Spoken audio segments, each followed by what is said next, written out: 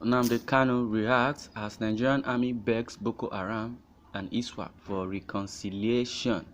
Nnamdi KANU, the leader of the indigenous people of Biafra, IPOB, has reacted to a recent reconciliation plea made to Boko Haram and Islamic State in West African province, ISWAP, by the Nigerian army.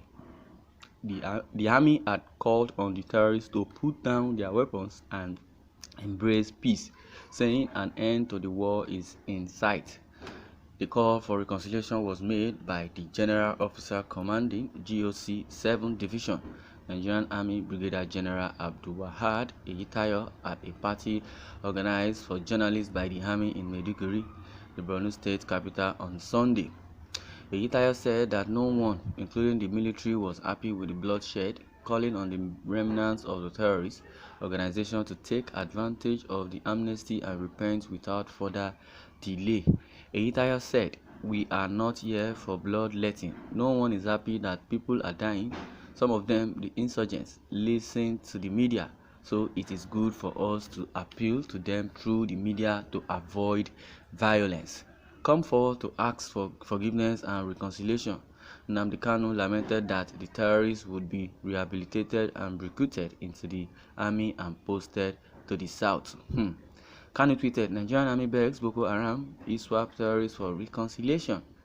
And after reconciliation, they will be rehabilitated, recruited into the army, and sent to the south to shoot to kill. Now you see why I keep calling it a terrorist army." A former Minister of Aviation, Femi Fani-Kayode, a former minister, had earlier reacted to the development, expressing shock at the army's decision to demand reconciliation with members of Boko Haram ISWAP terrorists. Nigerian army begs Boko Haram ISWAP terrorists for reconciliation. You see that we are in a zoo called Nigeria. Since when has the Nigerian army resorted to begging murderers, killers, and terrorists? How have the mighty fallen? He tweeted. More than 30,000 Nigerians have been killed, displaced, while over 3 million are also displaced in the northeast by Boko Haram terrorists. The terrorist organization also has many Nigerians held in their custody.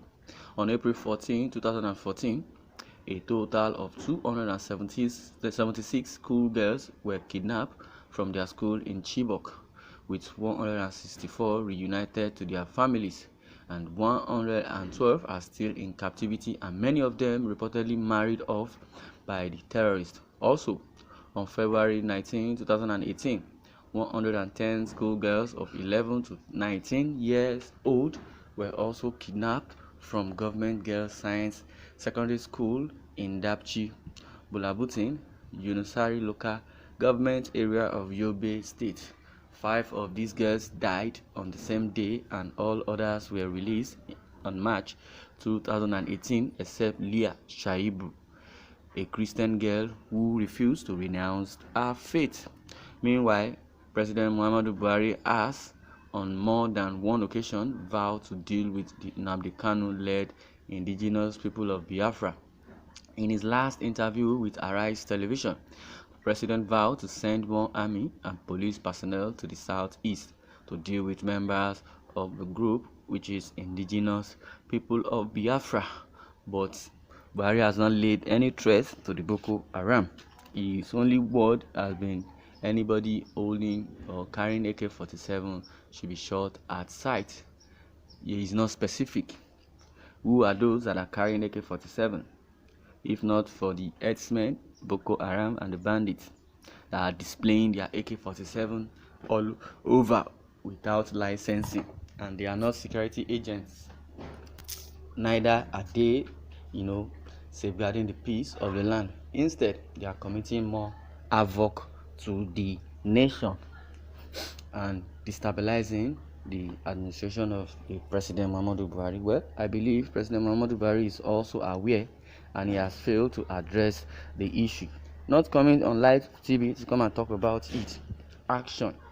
Like somebody was saying, okay, the PDP governors rather, they met on Democracy Day. They say, do the work, not do the talk.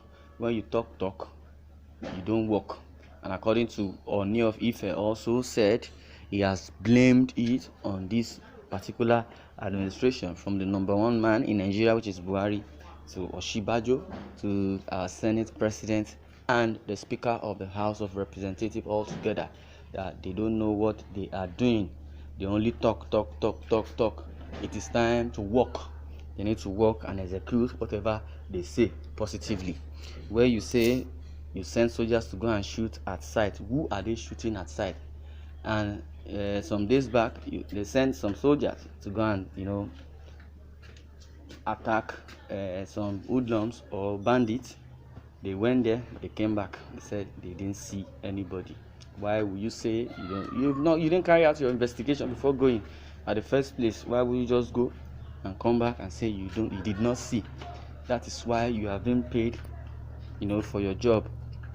If there is a company running and you are being paid for a particular job and you are not doing well, you know what that means.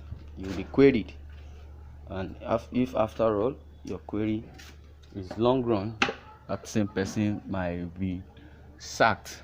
But notwithstanding, the administration of this Buhari knows what they are doing. They have already laid a plan to Falanize and Islamize the country. That's why there is chaos everywhere. The appointment he has been rendering to his Fulani members, because they are incompetent, and that is why we are having problem in the area of insecurity. Politics has gained access to the military. Now the military have been doubting themselves, and we also have saboteurs among the military. According to Nnamdi KANU, says if the so-called Boko Haram dialogue and restructure peace, they will still be reintegrated into the army, and those ones are the ones causing havoc and giving misinformation. So why won't they be a saboteur in the army? Well, are we comfortable with the Fulanis but not comfortable with Boko Haram? We Nigerians are not fools. Nigerians, let's come together and drive Fulanis out of our nation, because they are the problem as at today. The Fulani government and the Fulani people are the problem of insecurity in the country. Kanu, I've said it all. Well, somebody says Kanu has started building another story. This time around is about Nigerian army and Boko Haram. Nigerian government has a plan. They are seeking to get them involved in the army to help them fight and wipe out Biafra. Nigeria must be divided. These Fulanis are really wicked, which use government money to sponsor terrorists. How many times have they been calling on Biafra for reconciliation or negotiation? Well, it is bare hatred. According to this person, what it's really saying is that now you call some people terrorists, which is the Boko Haram.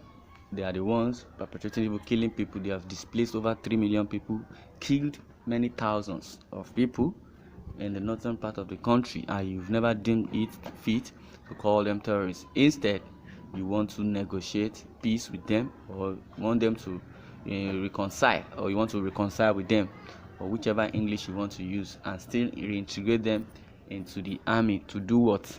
Well, I leave the comment section into your hands, you listeners. I want you all, let's dialogue and let's compare and contrast on this issue. Well,